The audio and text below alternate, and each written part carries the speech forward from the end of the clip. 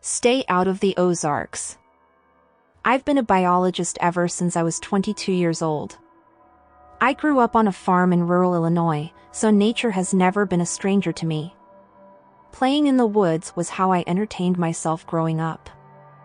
Spending all my time in a forest as a child, people expect me to have stories about Bigfoot, or strange noises, or finding some weird shrine out in the middle of the woods, but no. The weirdest thing I ever encountered was a bobcat screeching. It sounds just like a woman's dying scream, and yes, to everyone who's ever claimed to hear a skinwalker or goatman screeching in the woods at night, I promise you, it was just a bobcat. The truth is often mundane and disappointing. You'd think this would mean I'd have gotten bored of the woods, but I never really lost my love for them. Nature is boring. That's why I like it. You know what to expect. That's why, after college, I decided to make studying nature my full-time career. I'm a biologist for the Sierra Club, specialized in the ecosystems of Midwestern America: fish, birds, deer, elk, bear, wolves, the like. I've spent weeks in fire towers, cabins, campsites, always miles away from civilization. I'm usually gathering data on local wildlife, measuring for pollutants, determining whether the ecosystem is stable or if anything threatens it. The work is not glamorous, but I enjoy it. And nature had still never surprised me. Until my last assignment. I was designated to be stationed, alone, in a cabin in the Ozarks. The assignment was supposed to last 3 weeks in May. The Sierra Club was alerted to a steady decline in the local elk population over the last decade. Nothing drastic, but enough to raise concern. My job was to take census of the wildlife, measure for pollutants, the usual. These are my diary entries for my assignment, starting with my first night.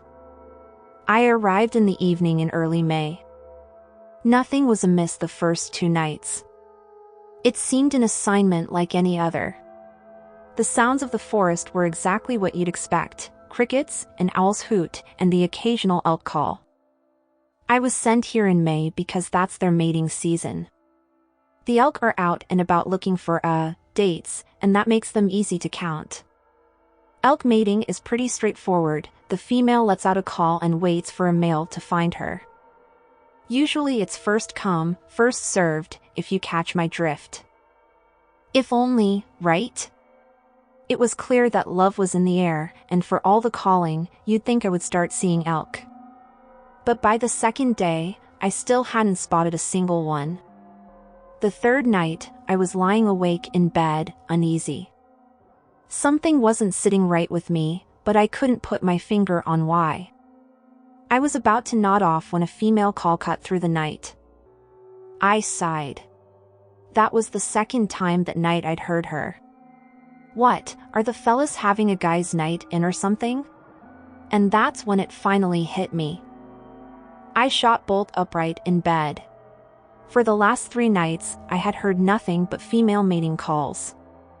That should have drawn every male within half a mile. Now elk are not discreet, and they don't beat around the bush. When that male gets to the female?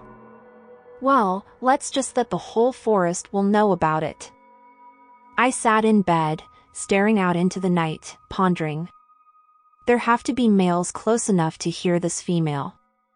So after 3 nights of her calls, why haven't I heard the main event? The third day, I went out onto the trails, once again looking for some sign of elk in the forest.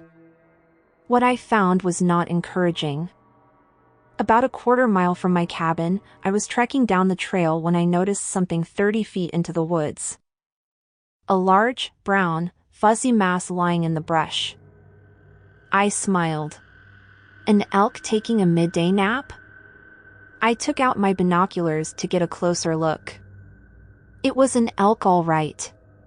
But my smile dropped when I realized that the brown, fuzzy mass was completely still. I carry a hunting rifle with me for safety. I readied it and approached the elk carefully. It looked fine from where I was standing. But I nearly dropped my rifle when I rounded to the animal's front. It was carnage. The poor creature had been completely gutted. What little remained of its entrails hung loosely out of its chest cavity. The ribs had been pulled apart, and huge claw marks scarred its flank. Its head was barely connected to its body by a few weak strands of flesh. I heaved, and almost lost what little breakfast I'd had. It was horrifying. I had to take a few moments to collect myself. This was the first time that nature had surprised me. What could have possibly done this? I've studied wildlife for years. This was a bull elk in its prime. It would have stood 9 feet tall alive, a king of the forest. There is no predator on this continent that could have taken down a full-grown bull, pack or no pack. Even a grizzly wouldn't mess with something this big. And bears are mostly scavengers anyway. My mind raced through possibilities, trying to think of an explanation. Maybe it had been sick? Maybe a predator came upon it in its sleep, took it by surprise? Yes, that must be it. It couldn't have fought back. But this savagery, those claw marks were bigger than even a grizzly's. And its ribs, no quadruped could have exerted leverage on the ribs to split them like that. You would need arms. A chilling thought occurred. A human? Could humans have done this? But why? Hunters would skin it, or take the head at least, to mount on their wall. Is some psychopath out here dismembering wildlife for fun? And that still wouldn't explain those gruesome claws. Whatever this was, it needed to be reported. I was sent here to investigate the elk population declining, and this had to be related. I fished out my camera to take photos. Having to document the horror from every angle was heart-wrenching. The look in its eyes.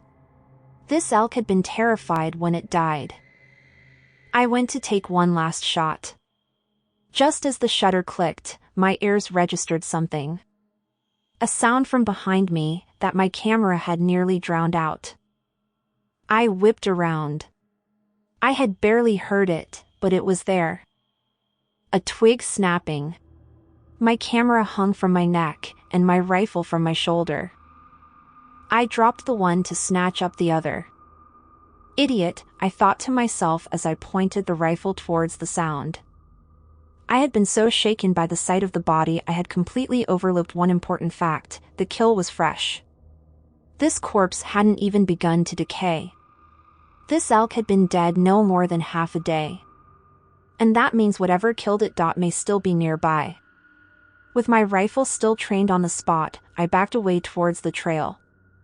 My hike back to the cabin was the only time in my life I felt scared of the forest. Trees surrounding me on all sides, no visibility. I jumped at the slightest sounds, never lowering my rifle, never going more than 5 seconds without looking behind me. I felt like prey, never knowing where the danger would come from, or when. I didn't relax until my cabin door was closed and locked behind me. I spent the rest of my day inside the cabin, shaken. I readied the photos and sent them to my supervisors. They would take a day or two to respond. Until then, my plan was to investigate. During the day. And with my rifle ready. That night was my last night at the cabin. I was getting ready for bed when I heard a female elk call again. The first one that I'd heard that day. And close. Very close. Wildlife don't like buildings. They smell of fire and metal and gasoline, all unnatural to them. They steer clear. What was this elk doing so close to my cabin? I peered out my window into the dark of the forest. No sign of her. She must have been beyond the tree line. I grabbed my rifle. Of course, I wasn't going to shoot the elk. But I might send a few shots into the air to scare her off. It would be nice to know the elk are breeding normally, but I could do without front row seats. I unlocked my cabin and took a step out onto my porch, rifle still in hand. My eyes scanned the tree line, looking for the female. That's when a pair of antlers struck out from behind a tree. An elk's head followed them and turned pure right out at me. But this was a buck, probably attracted by the female's calls. This was promising, but all the more reason to scare them away. I raised my rifle to the sky and prepared to fire. That was when the elk flew into the air. Or, its head did. The buck's head sailed in an arc towards me and landed just feet away from my door. I stood there in shock, trying to process what had just happened.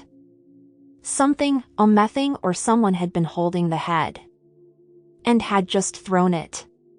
I nearly pissed myself in fear.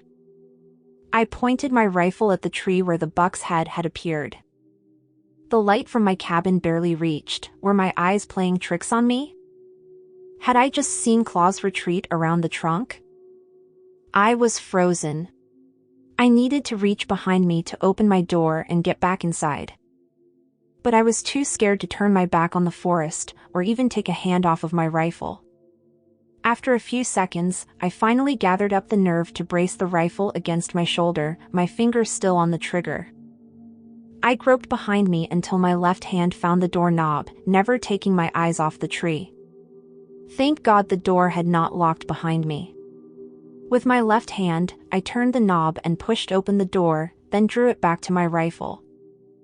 I backed away quickly into the cabin, slamming the door and locking it. I hurried to the windows, drawing all my blinds and making sure each was locked, never letting my rifle out of arm's reach. The terror I felt as I approached each window, never knowing if there would be someone or something on the other side of the glass staring back at me. There hadn't been, which was almost as unnerving. I rushed to the satellite phone to call the sheriff's office at the base of the mountain. The relief I felt when they picked up. "You need to get up here," I pleaded. "Who is this?" It was the sheriff's deputy on the other end. I'd met him and the sheriff before beginning my stay at the cabin. "It's me, I'm the guy stationed up at the cabin on the mountain." "Oh, sorry about that, what's the problem?" "There's someone up here fucking with me." "Get up here now." Whoa, slow down, you mean like kids or something?"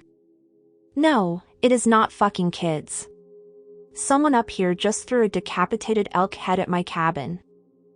In my panic, I'd somehow kept the awareness to use the phrase someone instead of something. I didn't want this guy to think I was drunk or crazy. I just needed him to get up here. "Well, what did they look like? How many were there? Did they have guns?" "I have no fucking idea, man. They killed a goddamn elk, cut the head off, and threw it at my cabin. Just get the hell up here." "Oh shit, okay, lock yourself in there, we're on our way." "Man, please stay on the line, I'm scared here." I really was terrified. I wanted someone to stay on the phone with me, even if it couldn't help me.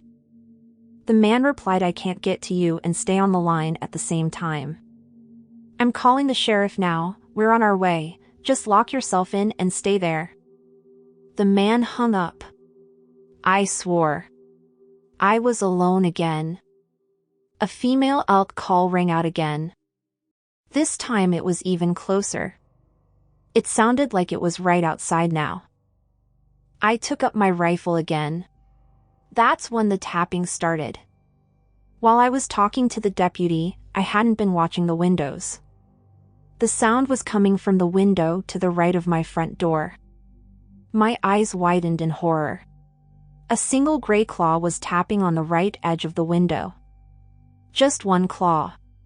Whatever it was attached to wanted to stay out of sight. The claw stopped tapping. Instead, it drew itself along the window and out of my sight, leaving a long, ugly scratch. The sound was horrible. But it didn't stop when it left the window. I could still hear it, dragging along the wooden walls of my cabin. The creature was scratching through solid wood. Could it break through my windows? Why didn't it? My knees shook. I tracked the sound of the scratching with my rifle. My mind raced. Could this thing get in? How long until the sheriff showed up? I was high up on the mountain. The drive up here took 45 minutes. Even if they hurried, it might be a half hour. Even if they did get here, could they stop this thing? Should I make a run for my truck? No. Whatever that thing was, it could get to me before I got the truck up and running. Something nagged at the back of my head, but I could barely think. The scratching was louder and louder. Whatever this thing was, it had torn a bull elk to shreds. How could I stop it? The bull, that's when I realized it. The head. It was the same head as the bull I'd seen earlier. It had the same scar down its right cheek. This thing was taunting me. It must have been there when I found the dead elk. It had been watching me. And now it had thrown the head at me. Was it telling me to go away? To get out of its territory? I gasped. With my mind racing, I hadn't noticed that the scratching had stopped. Where was that thing? My eyes darted from window to window. No sign of it. Until the loud thud right above me. It's on the goddamn roof. I thought. Its footsteps echoed through my cabin. Between each step came rhythmic taps, no doubt from its claws. Was it testing for weaknesses? Was it merely toying with me? It had only been a few minutes since I called the sheriff's office. I was still far from safety. I hadn't moved since the call. The thing on my roof thudded from spot to spot. The shock was starting to wear off. Focus. Think. I told myself. The thing had probably seen me through my window. It was right above me. The bathroom. The bathroom was the safest spot. There were no windows. If it does break in, it will have to look for me, then break through the bathroom door. That might buy me an extra minute, and it might save my life. The creature knew where I was. I had to try to change that. I slowly slipped off my shoes. Keeping my rifle trained on the roof, I kicked a shoe towards my bed. Sure enough, the thuds on my roof followed, stopping right above the spot where my shoe had landed. It's tracking me. I slowly shuffled to the bathroom, not raising my feet, afraid to make a sound. Praying that the door would not creak, I opened the bathroom, preparing to lock myself inside. I was shutting myself in, hoping that I wouldn't die in this bathroom, when I heard a loud scratch, followed by a dull thud. It had jumped off the roof. It was on the ground again, outside the cabin. Why? Was it going away? I was afraid to hope that maybe it had gotten bored, maybe it had found some other prey. That was when I heard the woman scream. I gasped and covered my mouth. How was that possible? No one else is up here. A hiker, a camper maybe? The scream came again. Help, she cried out. I gripped my rifle, crying now. I was frozen in fear. That thing was out there, chasing some poor woman, and I was too cowardly to help her. I just wanted to stay in that bathroom, hiding, hoping that every second the thing spent chasing that woman was another second closer to the sheriff getting here. I don't know how long I sat there, cowering. Another, more desperate scream. Help me! There was something in her terror. She was more scared than I was. And there I sat, letting her die. My shame overcame my fear. I gripped my rifle tighter and left the bathroom. I marched to the door, ready to face whatever this creature was. Maybe I could distract it. Buy time for her to get away. Maybe the sheriff would find her, even if the thing got me first. Just as I was reaching for the doorknob, she cried out again. A pained, dying scream. I was too late. That thing had gotten to her. I was a coward. And because of that, she was dead. The woman moaned in pain, this time just a few meters away from my door. This must be her final moments. And I listened, safe in my cabin. She groaned once more. But this sounded different somehow, it was. My eyes widened in shock and realization. I drew my hand from the doorknob, as if it had burned me. I had never unlocked it. Thank God. The moan came again. This time, unmistakable. That was not a moan of pain or terror. It was an entirely different kind of moaning. I backed away from the door. You motherfucker. I muttered. You almost got me. It all made sense now.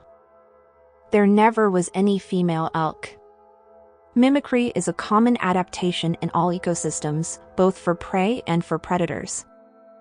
This thing, it let out female elk cries to draw in males. And then, well, I had already seen the result, in the forest. That's why I never heard the elk mating. There was no female waiting for them. Only this monster. And now it was trying the same tactic on me. I nearly sobbed in terror. It had tried to lure me with the sound of a woman in distress. It thought that might draw me out. When that didn't work, it switched to its tried and true method, a mating call. I aimed my rifle at the door. The moans continued, louder and more intense, building into a climax. I was nauseous at the thought of whatever it was out there, squatting in the dark, mouth agape, emitting this perversion of a woman's voice. Trying to draw me out into the dark and rip me apart just like that elk. I stood with my rifle trained at the door, not moving. I had resolved that I was going to stand there until the sun rose or until the sheriff came, and the moment I saw this thing, I was going to shoot it. I don't know how long I stood there among the echoes of that sick creature. Eventually, the moans puttered out, and I was left in silence. Until the tapping began again. In the same spot as before. There it was. That single gray claw, tapping on that same spot where it had scratched the glass. But then a second claw joined it. Then a third. It drummed them along the glass. Slowly, ever so slowly, a patch of gray fur poked out from the edge of the window. Time stopped. And the creature brought its face into full view. It was terrible. Like a sloth. But its mouth and nose were caked in blood. It had tiny, beady eyes, front-facing. A predator's eyes. Large, pointed ears, almost like a bat. Thin, cracked lips. The monster looked right into my eyes. It cocked its head. And then it pulled those terrible, bloody lips back into a smile. Its razor-sharp teeth, still stained with blood and flesh, I'll never forget them. It pointed that hideous grin at me as it drummed those claws on my window. Shoot, shoot, shoot, I told myself. But I was frozen. This thing was going to kill me. Light poured through the front window. The monster disappeared out of sight. The sheriff and deputy had arrived in their truck. The two of them sauntered up to my porch and knocked. I had to shake myself out of my stupor and open the door. Both of them backed off and drew their weapons at me, screaming at me to put the gun down. I was still in shock. I think the only thing that kept them from shooting me was the terrified look in my eyes. They asked me what the hell was going on. I could barely speak. I just kept frantically repeating that they needed to get inside, that it was still out there. They eventually told me to come with them down to the sheriff's station. At first, I refused to leave the cabin. They sort of half-dragged, half-walked me to the truck. They said I was like an owl the whole ride down, my head on a swivel, always scanning the tree line for it. I must have fallen asleep after I got to the station. I woke up the next morning in a cell. I was confused and disoriented. I nearly wept from fear when I finally remembered everything I had been through the night before. The sheriff and deputy sat me down in a room and asked me what the hell happened that night. I was silent at first. I didn't know what to tell them. If I told the truth, they'd think I was crazy. They asked me about the elk's head that I'd told them about during the call. It was gone when they got there. Just a bloody stain on the ground where it had been lying. I made up a story. Said that some kids were prowling around my cabin, making noises, trying to scare me. I called the sheriff's office because I thought I saw one of them with a gun. The sheriff only made me go over the story once. He seemed satisfied. He took me back up there the next day to collect my stuff.